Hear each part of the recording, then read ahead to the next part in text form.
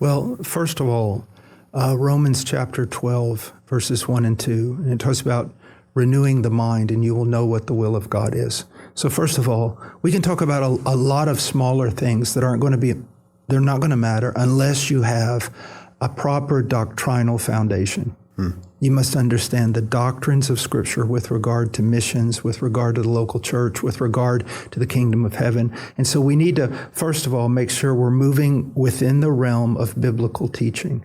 Secondly, it says quite clearly in 2 Corinthians chapter 8 that God put an earnestness in Titus's heart to go to Corinth. Now, he apparently did not put that earnestness in the heart of Apollos, but he put it in the heart of Titus.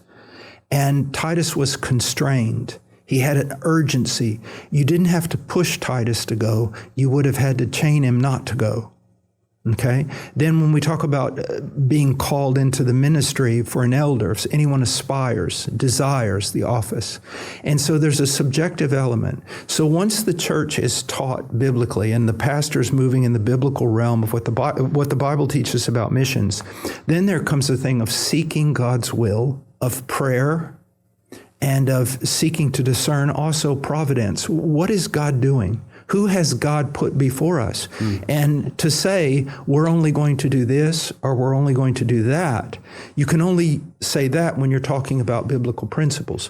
But when you're talking about the direction that we're going to go, I'd be very careful using that language, because you may be dead set on doing something among a unreached people group, or the most unreached people group in the world.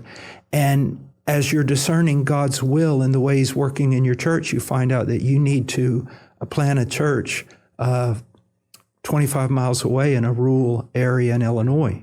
And so you need to be very careful with that kind of language, because ultimately it's Jesus who's building His church.